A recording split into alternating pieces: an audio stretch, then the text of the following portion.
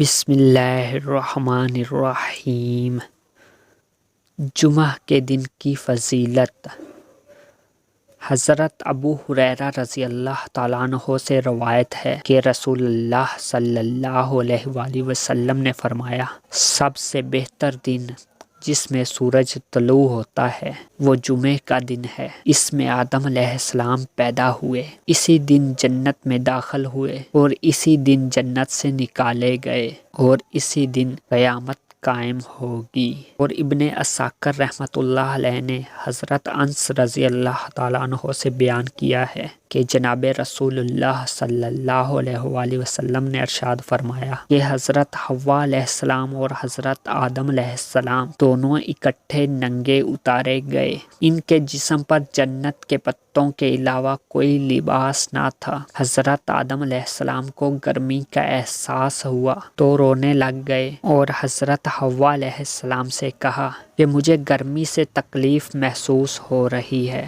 وہ حضرت جبرائیل علیہ السلام روئی لے کر آئے اور حضرت حوا علیہ السلام کو روئی کاٹنے کا حکم دیا اور اس کا طریقہ بتایا، اور حضرت آدم علیہ السلام کو کپڑے بننے کا حکم دیا اور ان کو اس کی تعلیم دی اور فرمایا کہ آدم نے جنت میں اپنی بیوی سے جمع نہیں کیا تھا یہاں تک کہ اس ممنوع درخت کا پھل کھا بیٹھے اور اتار دیے گئے، اور دونوں الگ الگ سوتے تھے۔ ایک وادی کے ایک کونے میں سوتا تو دوسرا دوسرے کونے میں سوتا تھا۔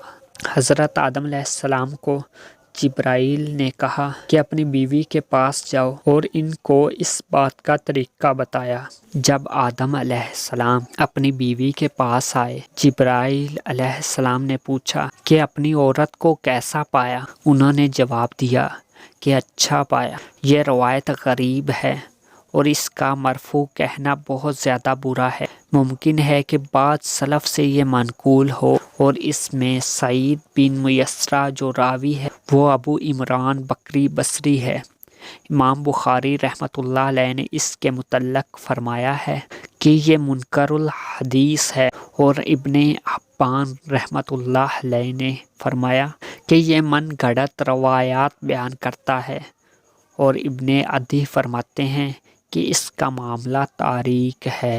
اور اللہ تعالیٰ نے فرمایا فَتَلَقَّىٰ آدَمُ مِن رَّبِّهِ كَلِمَاتٍ فَتَابَ عَلَيْهِ إِنَّهُ هُوَ التَّوَّابُ الرَّحِيمُ۔ سورہ بقرہ آیت نمبر 37۔ بعض حضرات کا قول ہے کہ ان کلمات سے مراد یہ الفاظ ہیں، قَالَ رَبَّنَا ظَلَمْنَا أَنفُسَنَا سَکتہ وَإِن لَّمْ تَغْفِرْ لَنَا وَتَرْحَمْنَا لَنَكُونَنَّ مِنَ الْخَاسِرِينَ۔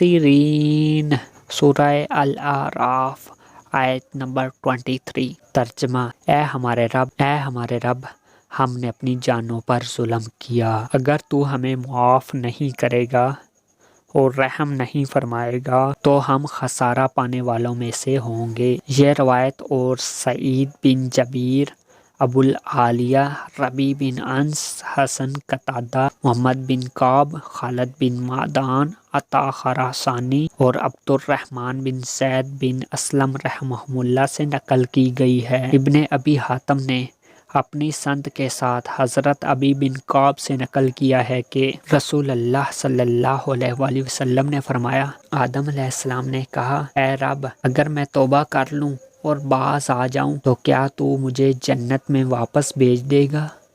اللہ تعالیٰ نے فرمایا، ہاں۔ تو اس آیت فَتَلَقَّىٰ آدَمُ مِن رَّبِّهِ كَلِمَاتٍ فَتَابَ عَلَيْهِ کا یہی مفہوم ہے، اور یہ روایت اس سند سے غریب ہے اور اس میں انقطاع ہے کیونکہ حسن کی ابی بن کعب سے ملاقات نہیں ہوئی۔ ابن ابی ردو نے مجاہد سے بیان کیا ہے کہ وہ کلمات یہ تھے۔ ترجمہ: اے اللہ، تیرے سوا کوئی معبود نہیں، تو پاک ہے اپنی حمد کے ساتھ۔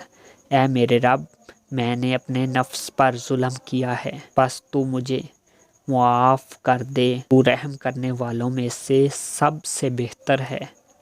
اے اللہ، تیرے سوا کوئی معبود نہیں، تو پاک ہے اپنی حمد کے ساتھ۔ اے میرے رب، میں نے اپنے آپ پر ظلم کیا ہے، تو مجھے معاف فرما دے، بے شک تو معاف کرنے والا اور رحم کرنے والا ہے۔ اور حاکم نے مستدرک میں حضرت سعید بن جبیر کے واسطے سے حضرت ابن عباس رضی اللہ تعالیٰ عنہ سے روایت کی ہے، اے میرے پروردگار، کیا تو نے مجھے اپنے دونوں ہاتھوں سے نہیں بنایا؟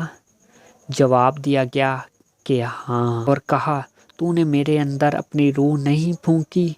جواب دیا گیا ہاں۔